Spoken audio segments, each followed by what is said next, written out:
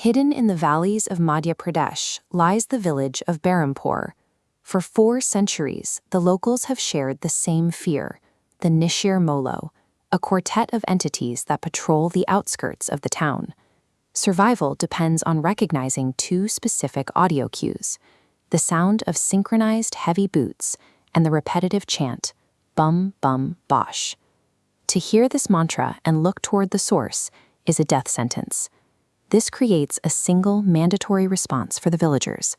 At the first sound of the chant, everyone must find cover and stay hidden, without looking, until the vibrations of the footsteps disappear.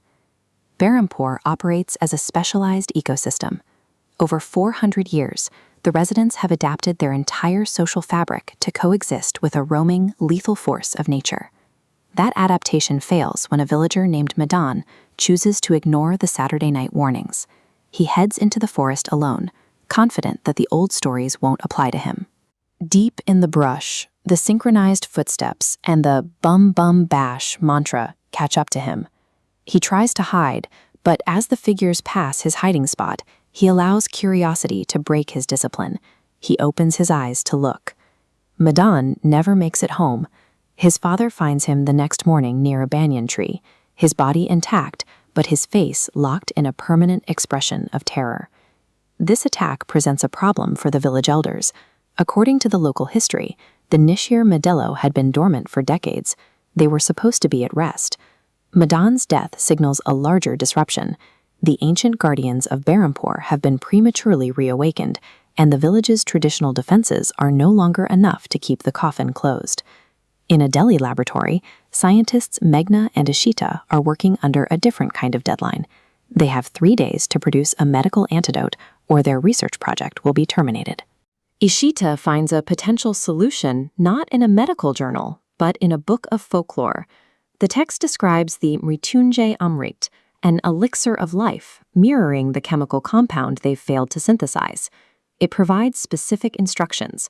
The glowing green liquid only drips from a specific tree during a bright full moon. The discovery takes a strange turn when Meghna looks at the book. She recognizes the tree and the green liquid instantly. They are the central images of a nightmare she has had repeatedly since childhood. Their trip to Berapuram brings modern scientific desperation into a territory governed by supernatural law. They are essentially attempting to harvest a biological miracle from an area that has spent 400 years trying to stay hidden.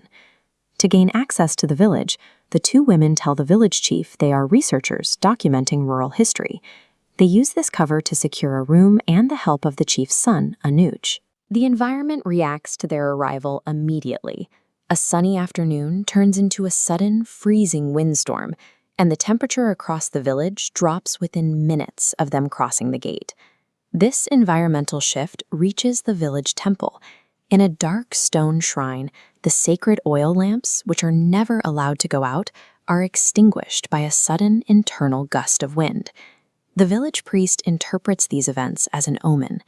The combination of the unseasonal storm and the dead temple flames suggests the spiritual atmosphere of Berampur has shifted toward the negative. The village appears to be physically rejecting the presence of the 2 outsiders. By entering the gates to find the force of life, Meghna and Ishita have unwittingly acted as the trigger for the village's force of death. At midnight, while the storm continues, Anuj leads the girls to the ruins of a 400-year-old palace once belonging to King Suraj Ban. As they climb through a window, Meghna stops. She finds she can navigate the darkened hallways with total confidence, identifying turns and rooms in a building she has never visited before. While Meghna explores the palace, the Nishir Molo reappear at the edge of the forest. 2 local gamblers, Sampat and Kapta, find themselves standing mere feet away from the 4 silhouettes and their glowing red eyes.